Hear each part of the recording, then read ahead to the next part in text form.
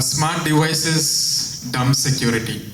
Now the topic is really cool, right? It sounds so cool. It sounds like it's from a Netflix sci-fi series or something. But don't get it wrong, it's not at all fictional. And why did I choose this topic out of everything that I could choose? I could be speaking today about some ransomware. I could be talking about what application security is. But why did I choose this topic? Here's the thing. For some reason, as the devices are getting smarter, the security is getting dumber, and we have to accept it. It's the opposite, right? It should have been, ideally, it should have been like the devices are getting smarter, so is the security, but it's actually the opposite. That's a sad thing, but it's true. And again, back to the question of why this topic. So I've been to multiple meetups. I've been to multiple sessions. Myself, where I've been speaking, it's most of the time technical focus, right? It's about corporate security, enterprise-grade security.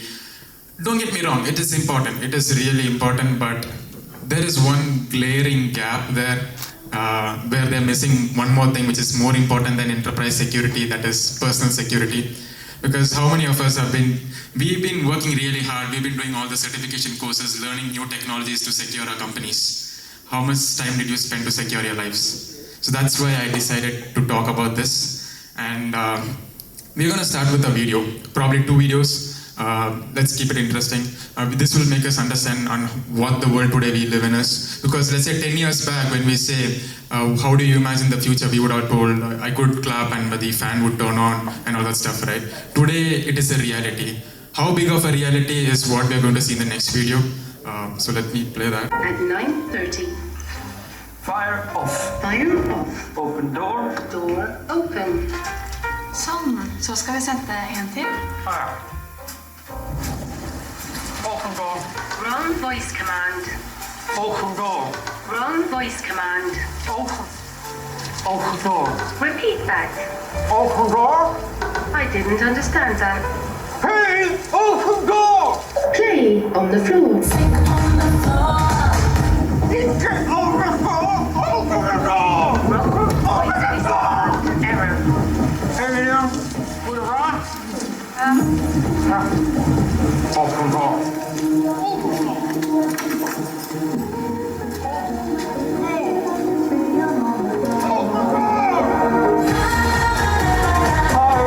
Higher volume. Higher. Open door. Door open. Radio on. Playing radio. And do lights. Lights on. Protein shake. Making protein shake. But she was too New York. Loading New York. Set speed. 4. 4. 6. 6. 16. 16. 4. Error. 16. 4. 4. 16. Correction. 16.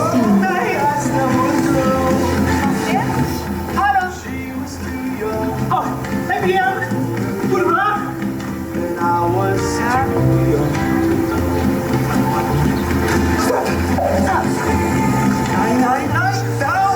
Lights down.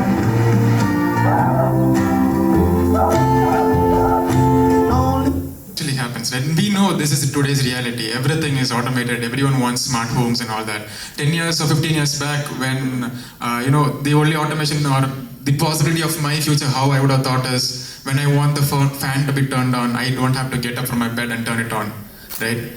That's what I used to think. Okay, I just could clap my hand and there would be automation there. Because 10 years back, the only automation I had in my home was calling my mother and telling her to turn on the fan. And she does that. That's the only automation I had.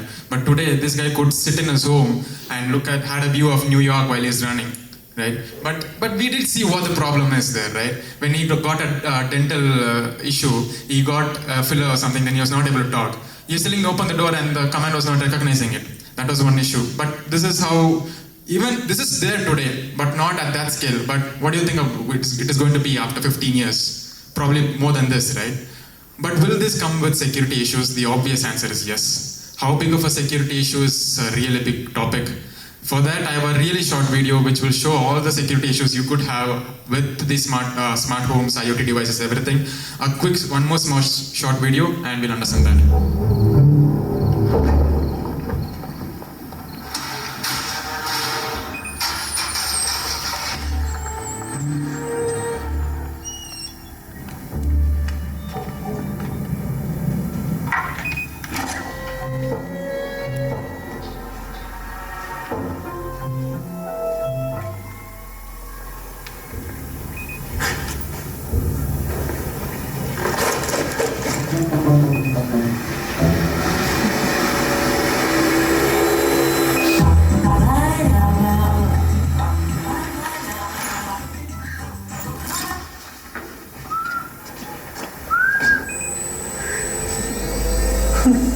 Curtains, lights, doors.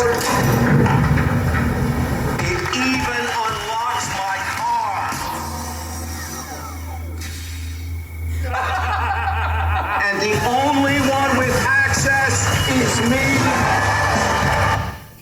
Yeah, no, the only one with access is not him apparently, right? So a quick summary of the video. This guy who owns such a good house is coming out and boasting about his house, how futuristic it is, right? With a click of a button, everything is happening. And those two guys who are actual burglars, it was free for them. Just had to walk in. The car is turned on now. So this is one issue. I mean, is it this easy? Probably not, but it is not that hard also. That's the problem. So before we get into all the slides, a quick, the obligatory who am I slide. So thanks to everyone for being here. My name is Jithu Joseph. I'm a cybersecurity professional, and for profession I am a security architect. I deal with almost all things cybersecurity and information security. Along with that, as a passion, I'm also a writer. I have written multiple articles. One of them was published in the official CSA's blog. Then I write daily notes, daily resources, and share it with almost all of them I can. Then I'm a speaker. I go to different sessions, try to share as much as knowledge and awareness possible. And yeah, mentor. I have mentored quite a few students. Been to colleges, I've spoken there. I've mentored a lot of students what to do when it comes to a career in cybersecurity, because it is hard. We all know that. So these are all the things that I do out of passion. And instead of wasting time here, if you like to know what I do more with my work, you could scan the QR code. It will take you to my personal website. You can learn what I do. Yeah, so let me start with the slides. Okay, we all hate reading, so let's just spend 2 minutes and read all this, right? Especially this one that's mentioned in the center over there. Worldwide cybercrime costs are estimated to hit 10.5 trillion by 2025. We are already in 2025. 10.5 trillion. India's GDP just crossed 4. It's almost twice India's GDP. This is just for 2025, right? Imagine what it will be 5 years later. The same way, healthcare records.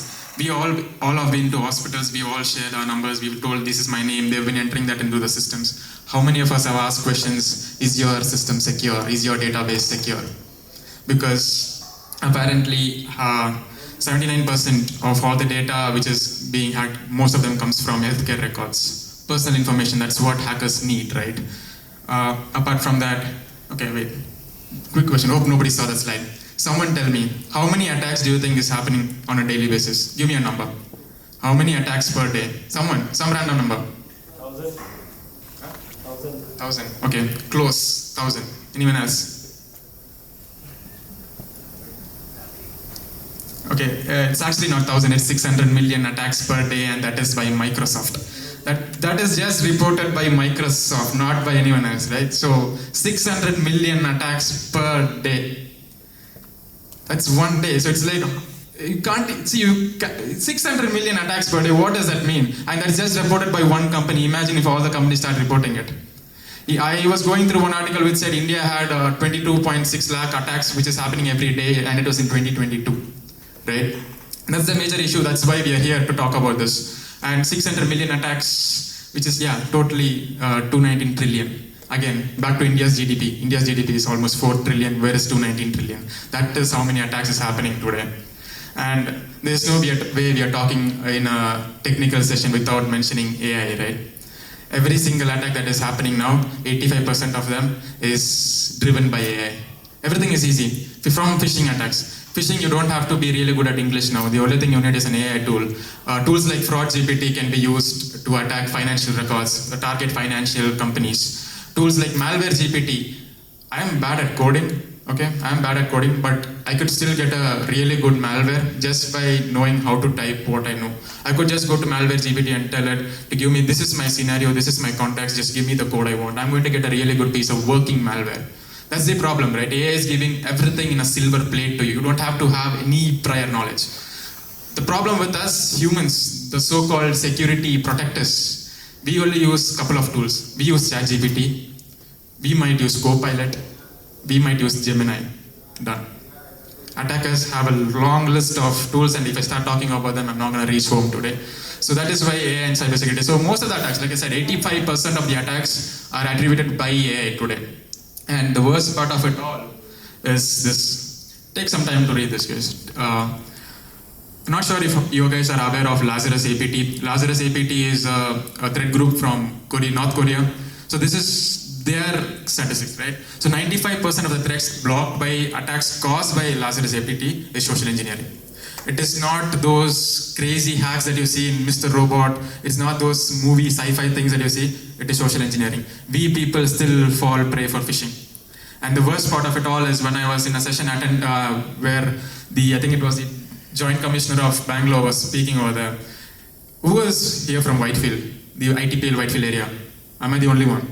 Okay, so I'm not proud of it, but most of the attacks happening in Bangalore comes from ITPL. You know why? ITPL has the IT corridor. It's like IT corridor, and phishing. Ironically, phishing. Most of the victims who fall prey to them are not people from rural areas. It is us IT. Why? Why is it us IT guys who know about this for becoming victims to phishing? It's because we don't have time. One reason is because of our work, where we just focus. We're not reading. We're not spending time to verify things. The best example I could give you is myself today. I was talking to Prasanna saying that I wouldn't have been here today because until yesterday night I thought this event was happening in Marathalli. Right? I didn't know because I just saw Vistan. I just saw the name Vistan Forte. I searched in Google Maps. I saw one is there in Marathalli. I told my mom I'm going to Marathalli tomorrow. For some reason today morning I opened the poster to see security post and it was written EPAP zone. I know EPAP zone. It is not in Marathalli. So I just checked it in Google again. That's when I came to know that it is here. See, that's how simple it is. Everyone does this, right? We are not verifying things, right? And the other major problem with today's generation is that dopamine ADHD inducing doom scrolling. You keep scrolling, and reels and YouTube shorts have made us in a way we can't focus on anything more than 10 seconds, right? We don't have time to read. When I showed all these things, how many of you read everything? Even I didn't read all this. You didn't read all this, right? Because we can't focus on something more than 10 seconds. We're not reading anything. That's the main problem of phishing, right? How do you verify phishing? You have to see if from where you're getting the email address. You have to see if it is real. Let's say if it's my company which says HR at 24/7 AI. That AI, the I could be one. I'm not waiting and seeing all that. I'm just going to say I got an email. I'm going to click on it. That's the problem, right? This is not actually fun, man. Social engineering is the easiest thing. You get because the problem is who is the weakest chain or the weakest link in the security chain? Humans. No matter how much security you bring in the world's best hacker to protect your system, humans are still exploitable. So we need to make sure that no matter how much security you bring, unless you are aware, there's no point in the security. That is why I am here today to bring an awareness.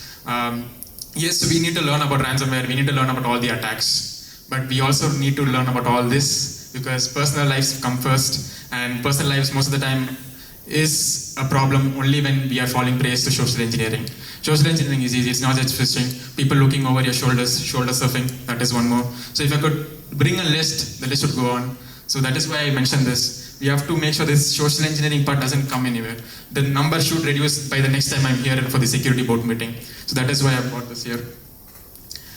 Okay, now to the interesting parts. I'm going to talk about a couple of scenarios where real life hacks have happened, or at least security testing has happened. And in terms of IoT, OT, and smart devices, okay? Because that's the agenda. Tesla vehicle access. How many of us know Tesla? There wouldn't be even a single person who doesn't know Tesla, right? And why am I talking about Tesla and not about Maruti or something else? But why? Because why not Tesla? One of the biggest conglomerates led by, I think, probably the most genius person in the world, Elon Musk, right? If a Tesla vehicle could be hacked, what else? There's obviously everything could be hacked, right? Now, how did the Tesla vehicle was hacked? So there was a scenario, right? So now, you guys know that Tesla needs to be charged at service stations. So a hacker set up a rogue Wi-Fi access point, okay? And you could probably name it as Tesla service station.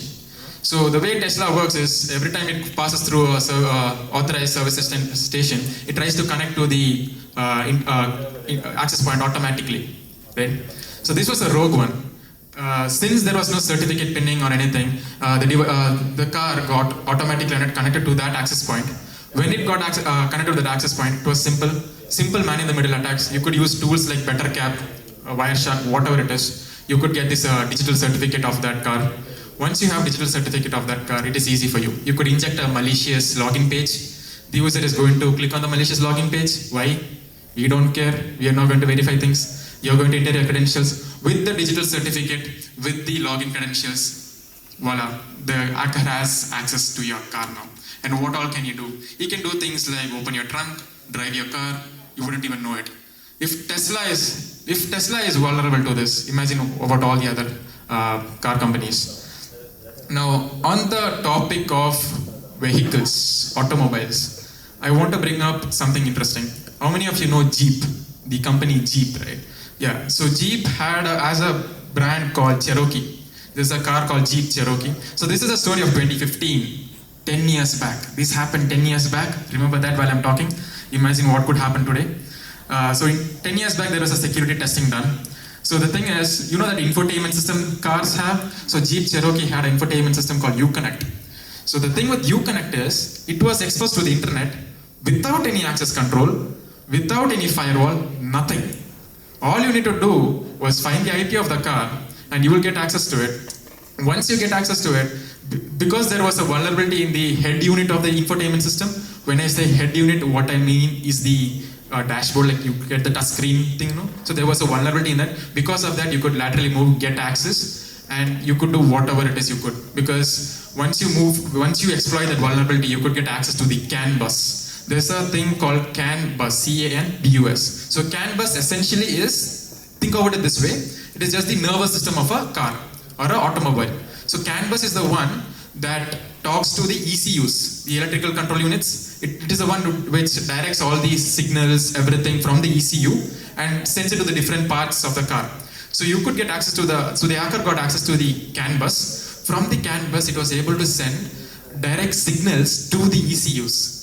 And funny thing, you know what all they could do? Someone tell me, with this access, what all the hackers were able to do the car? Anyone? Just guess what they could do.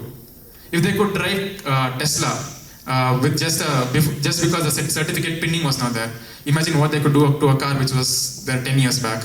They were able to drive it, obviously. Let's say you were driving it, I have access to it, I could stop it in the middle of the road, you wouldn't know. I could turn on the AC, I could turn on the wiper, forget the wiper, I could turn on the wiper fluid, right? We could do all this. I could turn off the car while you're driving. Imagine how dangerous that is. And the best part of it all, I don't have to be anywhere close to you. This exact experiment or this security testing was done when the guy was driving the car in a highway, in a national highway, and the hackers were sitting in home, right? They drove him to a ditch. You couldn't do anything. The brakes stopped failing. Imagine if this was done 10 years back. And this is not a joke. FCA actually recalled 1.6 or 1.4 million vehicles back because of this.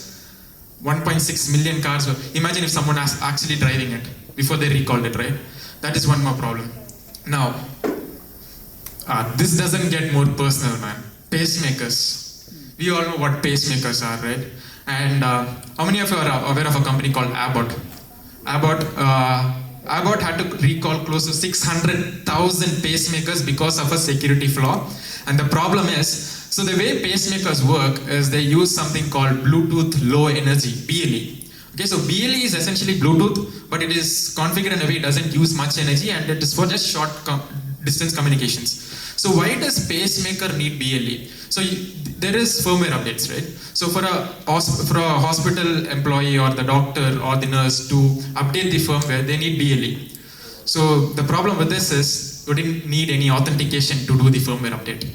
Anyone could do the firmware update. As long as you're in close range, or let's say you have a tool like a BLE sniffer, you could do the firmware update. And the main problem was there is no digital signature involved. And what is the issue with this? You could, let's say you could, instead of the firmware update, you could inject a malicious code which could basically control the voltage of the pacemaker. Voltage, we already know what is happening. You could send electrical shocks directly to the heart of people, right? We have reached a point where cybersecurity issues are killing people. This would have killed people, right? There's nobody who's going to argue with me saying no. Because imagine turning off your pacemaker and you wouldn't even know it, who did it. You didn't have to be close, you didn't have to touch that person. You have to just be at a close proximity or just use a BLE sniffer, done, the person is done.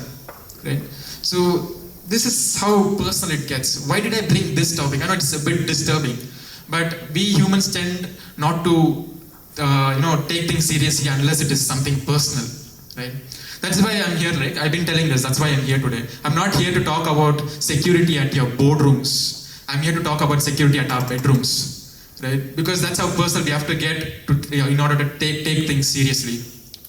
Now we spoke about pacemakers, we spoke about cars, we spoke about everything. What about plane?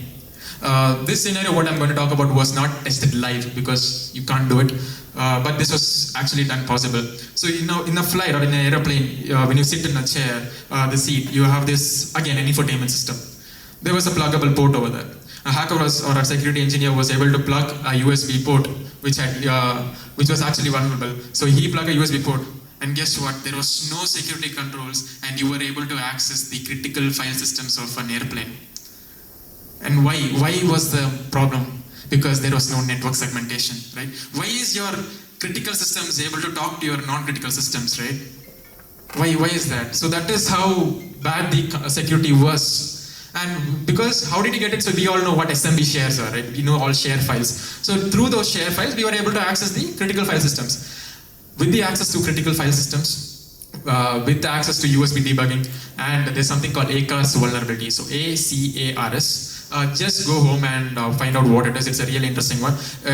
On a short note, what ACARS does is, you know the ground stations at airports where the airplanes talk to the ground stations. So it's basically something that's used for communicating there, for reporting, navigating data, all that. So with this vulnerability, you could basically send signals to change the navigation of a plane, right? All RCB fans here getting ready to go to the finals of RCB in Gujarat, I think. Imagine you're in a plane. I'll give you a scenario. I'm a hacker. I was able to get access to it.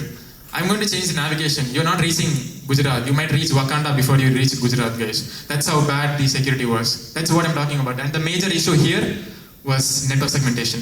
The first one, Tesla, was certificate pinning. The second one, Jeep Cherokee, was no digital signature. The third one, pacemakers, was because no authentication and direct firmware updates. The fourth one, the airplane. The airplane is because no network segmentation, right? This one is interesting, the last one, okay? Feel free to stop me if I'm too fast. I'm actually rushing because I have to be at another place right now. Hope it is fine. So I'll continue. Casino data breach. Before I tell you how this happened, I'll tell you what happened. So there was a casino, and the casino got hacked, obviously, and 10 GB of really sensitive information was stolen. How did it happen? The last 4 scenarios was very technical. It was all like crazy stuff, right? It was like all technical stuff. We are using ACARS, we are using UART, we are using all those things. This was possible because of a goddamn fish tank. A fish tank was, because of a fish tank, they were able to hack a casino. A fish tank, guys. I'll tell you how. So these fish tanks had a thermometer or a temperature sensors. Those sensors, everybody neglected. Right? And it's not their fault. I'm not going to blame those people who are maintaining these fish tanks, because nobody in their right mind is going to think a fish tank's sensor has credentials. Why will I log into my fish tank? I never log into my fish tank. So because what happened is, to understand the temperature levels and automate the temperature levels of a fish tank, that sensor, nobody was aware that there was credentials to it. It was using default credentials. Hackers are able to get the default credentials, obviously get into the system, and again, no network segmentation. They were able to laterally move from a fish tank to the database where all the sensitive information was stored. Right? You don't need all those crazy tools. All you need is a fish tank, apparently. So remember all these key terms that I was saying: certificate pinning, digital signature, no certificate validation, obviously fish tank. So remember all this, because I think there's a MCQ these guys are planned, so you might get those questions. That's it. So I'm not going to sit here talk about attacks for the whole day. If you do, we are going to spend our the rest of our day here. Now we'll talk about the important part. Why is IoT or smart devices so vulnerable? I already gave you the answers. The main reason is one, hard-coded credentials. The other one is default credentials. We all have Wi-Fi at home. How many of you have seen the Wi-Fi's login page? I still see a few hands not raising, right? You've seen the Wi-Fi's login page. How many of you have changed the password? That's the thing, right? So default credentials, nobody, because all we need when the Airtel, Jio, someone comes, set up your Wi-Fi, sir, your Wi-Fi is working. Thank you. Nobody's looking into it, right? We, as the IT professional, we might tend to notice that, we might do the changes, but what about others? Not everyone is working in IT. They just need internet. So default credentials are still the biggest issues. Hard-coded credentials are again one of the biggest issue. What else? Lack of software updates. So these pacemakers or other tools, right? Whenever you buy something, they promise you firmware updates. But that is just, let's say, okay, phones like Samsung or all those, they might give you until the time they promised. What about other devices that you use? Do you actually think once you buy something, once they sell something, they're actually going to give you firmware updates? Nope. You might not, right? So lack of software updates. And even if they gave us software updates or firmware updates, we are not going to do it. You take your Play Store today, go to manage apps and devices. Okay, do you even know how many apps you have in your phone? We might say 40, 50, but trust me, there are close to 100. I opened my phone in the morning to talk about this and I had 103 apps. I didn't even know from where these 103 apps came from. And if you go again to that manage apps, you would see how many software updates are pending. We are not doing it. For some reason, we are not doing it. I am not doing it. Lack of software updates. That's a big issue. There's a reason why Microsoft has something called Patch Tuesdays. Every Tuesday, they give you, every monthly, second Tuesday, they give you patch. It's not because they have no other work. It's because it is important and we still ignore to do it. Whenever our laptop gets an update, we pause it. Especially gamers here, when they're playing the game, if an update comes, they're going to get network issues, so they're going to pause the updates. Then we are never looking at it, right? So we have to stop doing it. Lack of software updates, again, a bigger issue. Then poor network segmentation. Network segmentation is my favorite security control that is there. It is simple, right? You have your, let's say you have two zones. Let's say you have your marketing team. Let's say you have your development team who has your details to all your production databases and all that. Do you actually need this communication? Nope, you don't, right? So use VLANs. You could do it in your homes. Forget corporates. You can do it in your homes. Just, I think most of the routers come with inbuilt switches or something like that. So configure VLANs in your home. Your fridge, your TV doesn't have to talk to your laptops. We all work in one house. I connect to my Wi-Fi. That is the same Wi-Fi where my fridge is connected. And that is the same Wi-Fi where my corporate laptop is connected. Right? My corporate laptop might be secure, but my fridge is not. Right? So segment your network in different ways.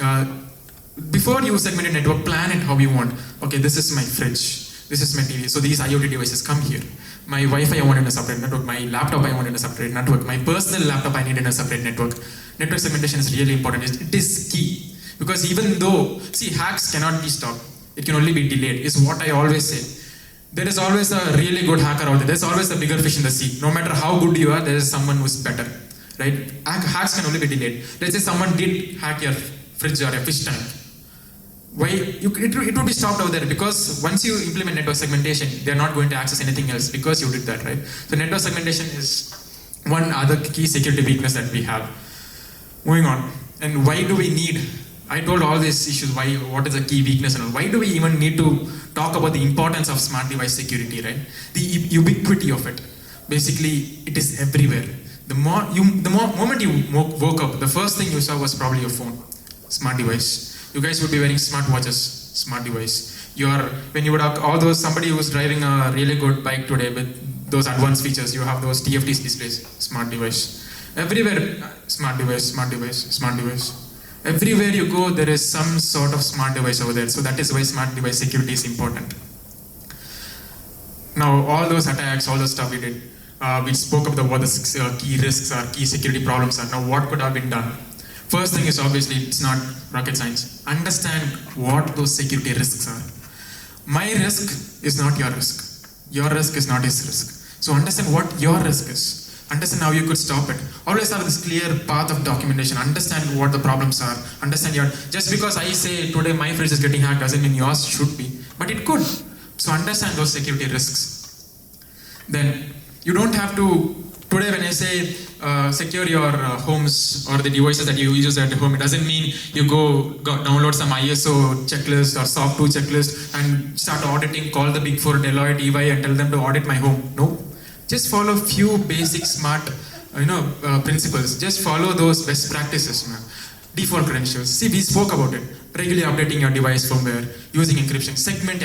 Always segment your IoT devices. Thankfully, I do not have any smart fish tank or fridges at home, so I didn't do it. But I have to still then just follow these 6 principles. These small best practices, man. It will come a long way. You don't have to do something crazy. You don't have to hire someone who's too good at doing it. Just follow these principles and it'll help you a long way. Because like I said, right, it's not about stopping a hack. It is about delaying it.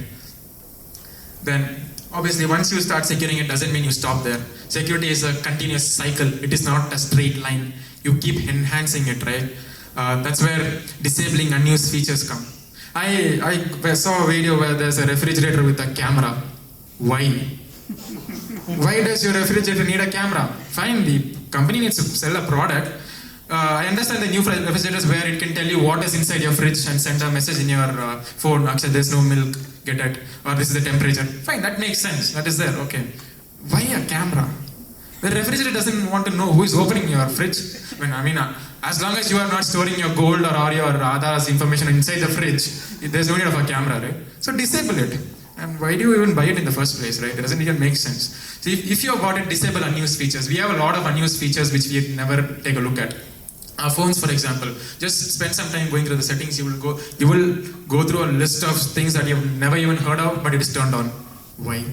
Right? That's where this thing comes in, right? When you are installing your softwares, you get privacy agreement. Tell me one guy who read it. One person who's read it. You raise your hand, I'm leaving here today. None of us has read the privacy information because it's too long. And companies, for some reason, they're so smart, they draft it in a way that nobody reads it. That's the most boring document you'll see, right? So we never spend time there. So audit it, see what features you have, disable all of them. Not just in your fridge, in your TVs as well. Use only the ones that you actually need. Then obviously using strong passwords. A password at 123 is not a password, right? And we need to spread awareness in our homes first. Our parents, they might not understand the problem, right? So let's say my dad was working in a company. His laptop passwords or your dad's laptop passwords, anyone's parents working, the first password we might think in our minds is, let's say my name is Jithu at probably my birthday, 1967 or something like that. Right? That's the first thought everyone has. We need to because we are aware about all this, we might not do it, but are they? So we must talk to them. We must make them aware about it, right? So the problem is now, to hack your password, I don't have to spend hours going through rocku.txt text file and do it. All I need to do is spend 20 minutes with you, understand who you are. I will get all the details from you. And the thing is, because we humans have the tendency to name all our passwords from, I think my pet dog's name or something like that. So don't do it. Keep something that's not related to your life. So have strong passwords, keep your devices updated, and see, when you get some tool, when you get a fridge or a TV, make sure you're aware about what the standard is in today's world, where the world of IoT is going in, then advocate for it. Understand the security risk, update, follow all these things. I'm not going to say you are secure, but you're doing better than how you were, right? Okay, we are almost close to the end of session, the cyber war landscape. There's a person who I actually follow, he's like my mentor for me, his name is Philip. So this is what we say, right? The next world war is not going to be fought with guns and ammunition. The next world war is going to be fought with bits and bytes, zeros and ones. That is the next world war. So we have to get ready for it. And how is that world war going to happen? Not through your corporate laptops, not through your corporate databases. Nobody needs your production databases. This is the best way to do it, IoT devices. Because if I'm trying to, let's say if I'm a terrorist, I'm trying to harm someone, and what will I do getting your production databases? I'm not harming anyone. My whole point is harming you, right? That's where OT security comes into play. Best line, information security, cyber security, if you fail in that, people won't die. You fail in OT security, people die, right?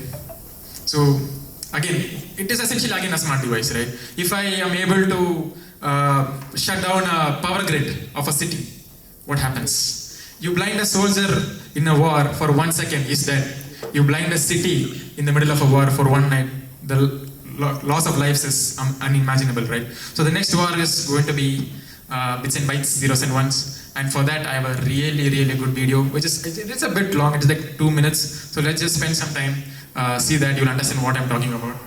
So Pegasus is the same you are talking about? Pegasus is technically a spyware. So Pegasus, you could actually spend some money and you could also get it. It's just a spyware. I mean, it is a part of a cybersecurity attack, right? The first thing you do is try to get information about people you're trying to attack, so see what they're doing. So Pegasus is a spyware. So focus on this video, guys. It's really good. Our pilots directed almost 3,000 precision strikes last year. We're super proud of it. It allows you to separate the bad guys from the good. It's a big deal. But we have something much bigger.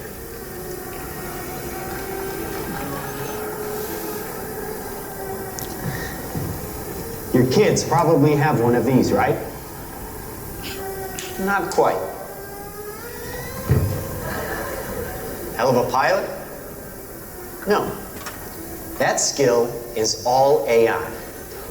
It's flying itself. Its processor can react 100 times faster than a human. The stochastic motion is an anti-sniper feature.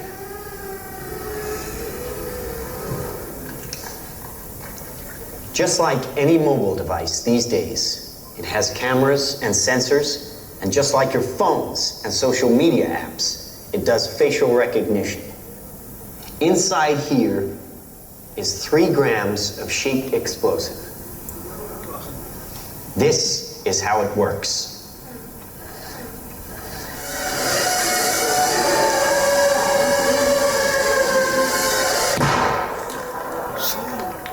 Did you see that? That little bang is enough to penetrate the skull and destroy the contents.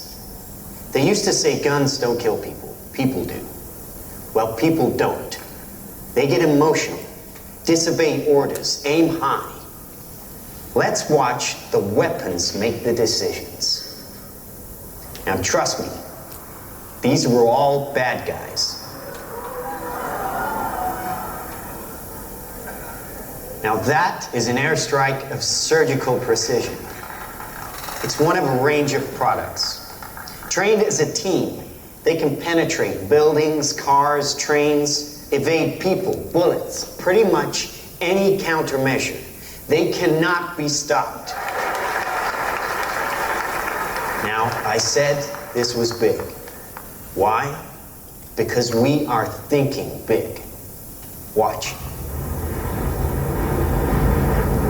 $25 million order now buys this. Enough to kill half a city. The bad half. Nuclear is obsolete. Take out your entire enemy, virtually risk-free. Just characterize him, release the swarm, and rest easy. Did you notice what he said? A 25 million purchase bought all those drones, and it is enough to kill a city. He didn't mention bad half of the city. He first told kill a city, half of the city, right? This is real. If it is not today, it is tomorrow, right? It's not hard to buy a drone. And the fact, and it is a good thing, right? If you see from one perspective, it is good. I don't have to risk the lives of my citizens to go to war and all that stuff. All I need is something the size of this remote. And it has no emotions. You tell it to do that, it's going to do it. It's not going to think twice. But come on, man, there's no way we are agreeing to it, right? Because when you say the bad half of the city or bad people, who is categorizing this thing called bad? All you needed was when he showed there was a target profile, age, sex, his hair color or his profile or a photo. That's all you need, right? But imagine instead of using, obviously there's no way this is going to be used for the good, because like a coin has two sides. If there is a good, there is always a bad, right? I could purchase this. If it is there for purchase, I could purchase this and I could be a bad person. And I could feed intel saying I need to target Prasanna, right? Because Prasanna started the event late. And Prasanna is dead tomorrow. See, that's how bad it is. Okay, I'm not going to do it, trust me. So that's the problem with this, right? Now, to make you guys understand how big of an issue this could be, watch this video.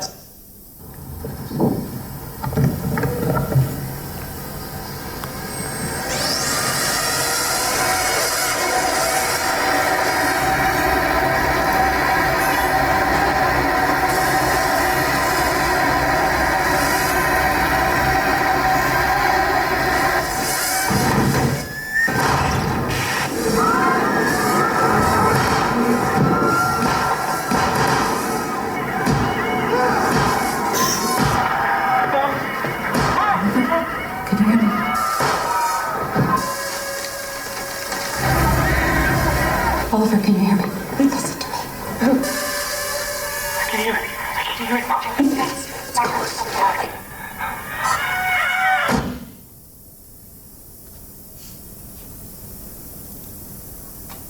I'm waiting for your thoughts. This is probably not real. This is just for our awareness, right? This entire thing was staged. But this is what could be. Those were students. He mentioned bad half, but those were students. Because if the government or the good people could purchase this, what's stopping from a bad person to purchase this, right? That's the world we are going towards. And this is what should be spoken about more.